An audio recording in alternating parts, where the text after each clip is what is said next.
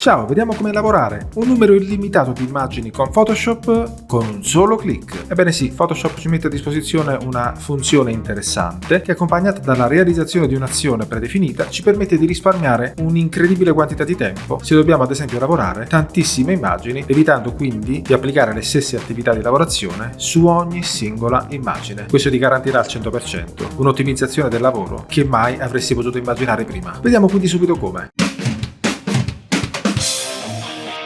La prima cosa da stabilire è chiaramente il formato delle immagini. Ad esempio, immaginiamo di voler ridimensionare queste immagini che sono tutte quante verticali, quindi si distribuiscono in altezza. Immaginiamo quindi di voler ridimensionare tutte queste 40 immagini contenute in questa cartella, tutte quante nello stesso modo, quindi magari ridimensionarle nella stessa dimensione, in larghezza e in altezza, ed esportarle tutte quante nel formato magari destinato al web. Quindi dobbiamo realizzare un processo identico per la lavorazione di tutte queste immagini, in modo da ripetere lo stesso processo un'unica volta con un clic, evitando quindi di lavorare ognuna di queste 40 o 100 o 1000 immagini singolarmente, ma lavorarle tutte insieme con un unico clic. Apriamo dunque l'interfaccia iniziale di Photoshop, dopodiché apriamo il pannello Azioni. Se non lo troviamo già aperto tra le anteprime, possiamo andare sul menu Finestra, Azioni. Dopodiché andiamo a creare il nostro set, cioè la cartella che conterrà le azioni principali che noi utilizzeremo per ottimizzare le operazioni di ridimensionamento. Ci spostiamo quindi nella parte bassa del pannello Azioni e clicchiamo sull'iconcina della cartella. Creiamo quindi una cartella, la chiameremo Ridimensionamento. Con la cartella selezionata ci spostiamo sempre sulla parte bassa e andiamo a creare la nostra prima azione. Ci spostiamo sull'iconcina più. Diamo un nome alla nostra azione, per esempio immagini verticali, in modo da riconoscere subito questa azione come quella che andrà a ridimensionare le immagini in formato verticale. In questo pannello opzioni andiamo anche a dare il set di riferimento, cioè la cartella che conterrà questa azione, che di default viene subito assegnata a quella appena creata, il set di dimensionamento. Qui possiamo eventualmente attribuire un tasto che velocizza, attraverso un semplice clic, l'applicazione dell'azione, cioè fa partire l'azione semplicemente con un clic, e i tasti a disposizione per massimizzare al massimo questa azione sono questi elencati. In questo caso noi non applicheremo nessun tasto funzione. Dopodiché ci spostiamo sul pulsante registra e avviamo la nostra registrazione. Come vedete, il pulsante in basso è colorato di rosso, vuol dire che la registrazione è partita. La prima cosa da fare è caricare un'immagine all'interno dell'interfaccia. Andiamo quindi ad aprire la nostra cartella di riferimento che contiene le immagini verticali e la trasciniamo con un drag and drop all'interno dell'interfaccia, in questo modo.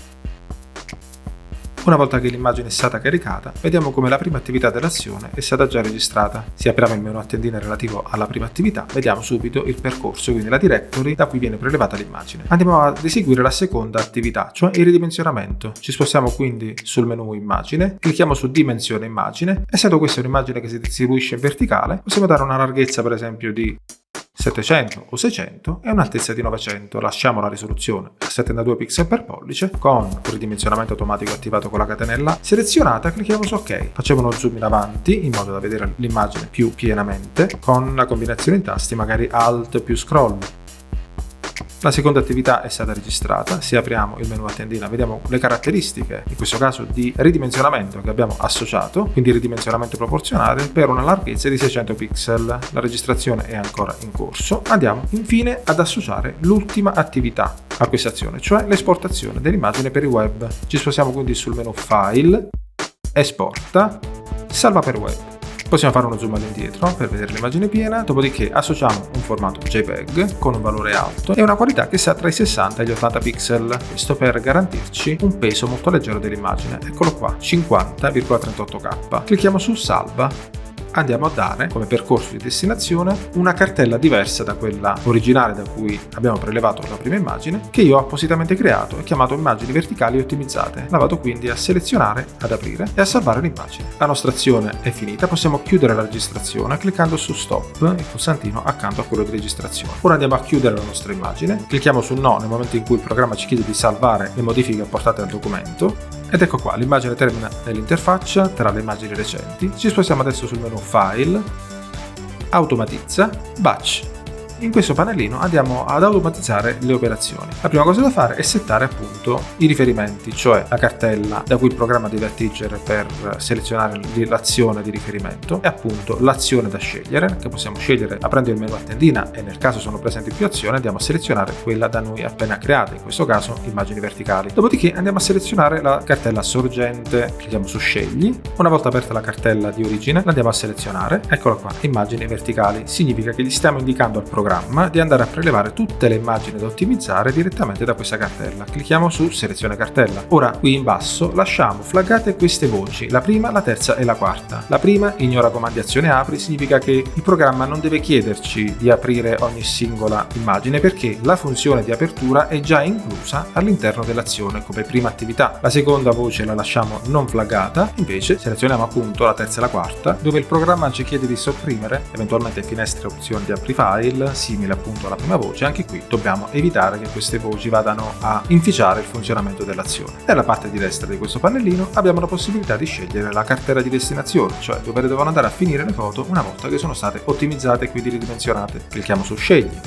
Qui io ho creato precedentemente una cartella che ho chiamato appunto immagini verticali ottimizzate. La vado a selezionare, la vado ad aprire e poi clicco su selezione cartella. Anche qui andrò a flaggare il comando ignora comandi azione salva con nome perché il salvataggio è già stato incluso nella terza attività dell'azione, cioè dentro la funzione esporta. Lascio di default nome documento estensione così come li vedo e clicco su ok. A questo punto il programma farà partire il ridimensionamento ottimizzato.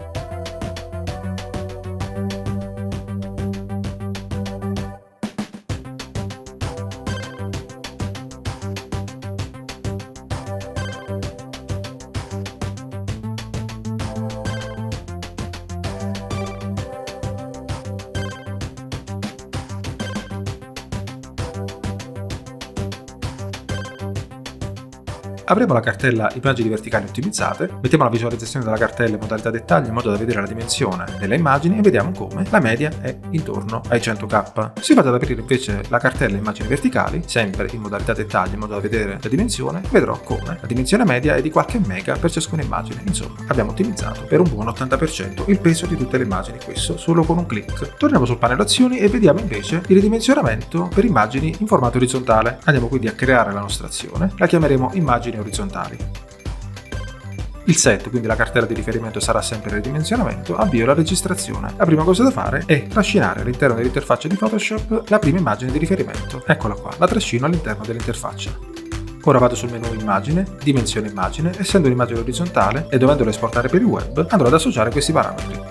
900 pixel di larghezza per 600 di altezza. Lascio tutto così com'è, quindi il ridimensionamento proporzionale, la risoluzione pixel per pollice, clicco su ok. La seconda attività dell'azione è stata registrata, faccio uno zoom in avanti per vedere l'immagine piena, alt più scroll del mouse. Adesso vado su salva, esporta, salva per web, anche qui formato JPEG, valore alto, per una qualità del 60%. Sono nella norma per quanto riguarda il peso finale, clicco su salva. Vado ad associare la cartella di salvataggio, che sarà poi la cartella dove andranno a finire tutte queste immagini orizzontali ottimizzate. Eccola qua, l'ho già creata, immagini orizzontali ottimizzate. Clicco su salva, l'azione può dirsi conclusa, cliccherò su stop per terminare la registrazione e anche qui andrò a chiudere l'immagine che ho utilizzato come modello per registrare l'azione, clicco su no perché non intendiamo salvare le modifiche apportate a questo documento e vado ad applicare l'azione su tutte le immagini della cartella immagini orizzontali in modo da ridimensionare tutte quante le immagini secondo i parametri che abbiamo appena definito. Vado sul menu file, automatizza, patch, anche qui vado a scegliere come azione immagini orizzontali dal menu predefinito, clicco come cartella sorgente la cartella immagini orizzontali, seleziono la cartella, lascio flaggate appunto le voci come prima e nella sezione destra, quella relativa alla destinazione, vado a scegliere come cartella di destinazione immagini orizzontali ottimizzate. Apro, seleziono la cartella, anche qui lascio flaggato il comando ignora comandi azione salva con nome e clicco su ok, faccio avviare quindi il processo di ottimizzazione relativo al ridimensionamento delle immagini orizzontali.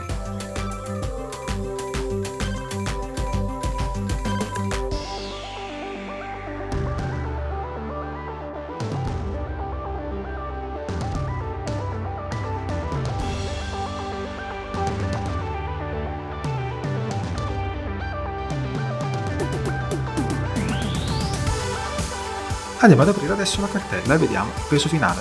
Ecco qua, anche qui un centinaio di K come peso finale per tutte le immagini utilizzate. Se vado a vedere invece il contenuto delle immagini orizzontali originali, quindi quelle precedenti al ridimensionamento, vedo che qualche mega invece è la media di peso delle immagini originali. E sempre in termini di ottimizzazione dei risultati, Photoshop ci permette di fare tantissime attività al riguardo. Una di queste è sicuramente importante da conoscere ed è la lavorazione di una qualsiasi immagine in prospettiva su un piano prospettico. Ti lascio questo video in cui potrai approfondire questa importantissima funzione da conoscere assolutamente. Ciao, grazie e al prossimo video!